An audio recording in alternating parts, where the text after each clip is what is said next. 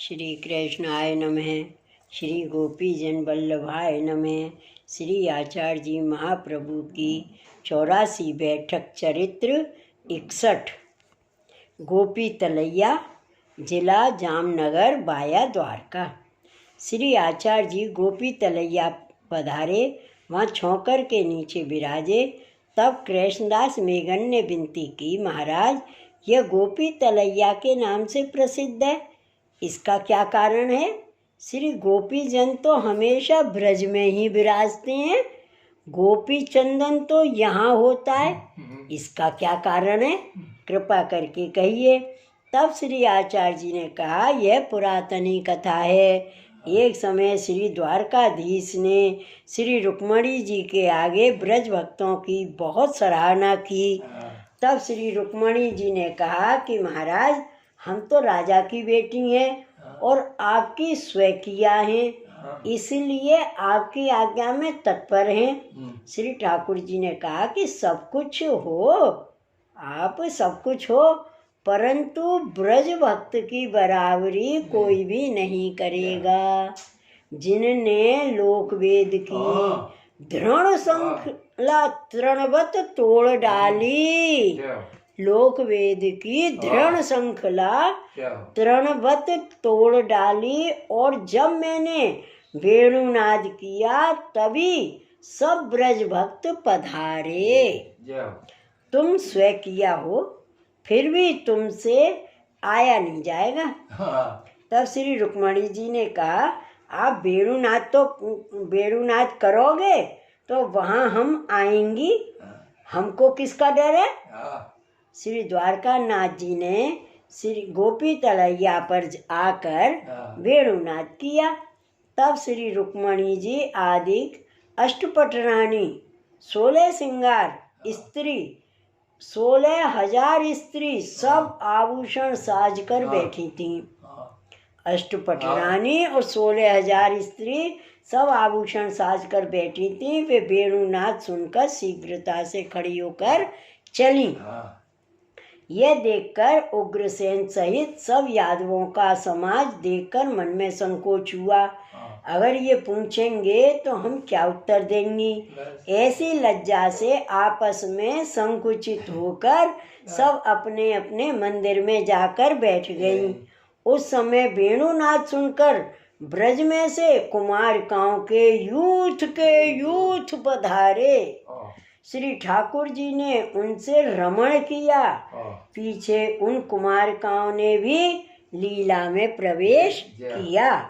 उन कुमारिका भक्तों के पास यहाँ सदैव विराजते हैं, इसलिए यहाँ गोपी चंदन होता है। तब कृष्णदास जी ने प्रार्थना की, महाराज यह दर्शन तो अवश्य करने चाहिए।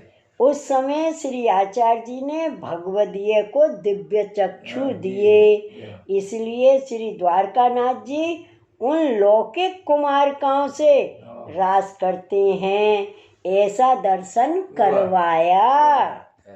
तब भगवदियों को अलौकिक आनंद हुआ, किसी को शरीर अनुसंधान नहीं रहा। उसके पीछे आपने सभी को सावधान किया। तब सेवकों ने दंडवत करके प्रार्थना की कि महाराज आपने यहाँ सप्ताह की, उससे यहाँ अलौकिक आनंद हुआ। पीछे आपने गोपी तलैया से विजय कर शंखोधार पधारे। श्री वल्लभाधीश की जय। बैठक चरित्र 62। शंखोधार, शंख तालाब, भेंट द्वारका, जिला जामनगर। श्री आचार्य जी महाप्रभु की बैठक शंखोधार में शंख तलैया के किनारे छौकर के वृक्ष के नीचे है, वहाँ आप विराजे। तब दामोदर दास को कहा, यहाँ श्री ठाकुर जी ने शंखासुर दैत्य को मारकर शंख लिया। तब शंख तलैया से प्रकट हुए, इस कारण श्री शंख नारायण जी नाम से यहाँ विराजते हैं। यहाँ के मालिक श्री शंख नारायण जी हैं। यह रमणीक द्वीप कहलाता है, इसलिए श्री द्वारकानाथ जी यहाँ सदैव भ्रमण करते हैं। इससे यह जान पड़ता है कि किसी दिन पुनः श्री द्वारकानाथ यहाँ विराजेंगे। ऐसा कहकर आप श्री आचार्य जी महाप्रभु ने शंख तलैया में स्नान किया, श्री शंख नारायण जी के दर्शन किए। पीछे श्री शंख नारायण का श्रृंगार कर, भोग धरकर, भोग सराकर, बीड़ी आरोगाकर आरती की। इसके बाद अपनी बैठक में पधारे। तब श्री शंख नारायण जी श्री आचार्य जी के पास पधारे और कहा कि आपने श्री भागवत की टीका श्री सुबोधिनी जी की है, उसमें से वेणु गीत का प्रकरण सुनाइए।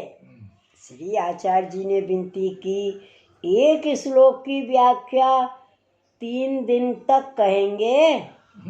पाछे आपने एक श्लोक का व्याख्यान किया, उसमें 3 दिन और 3 रात्रि व्यतीत हो गए।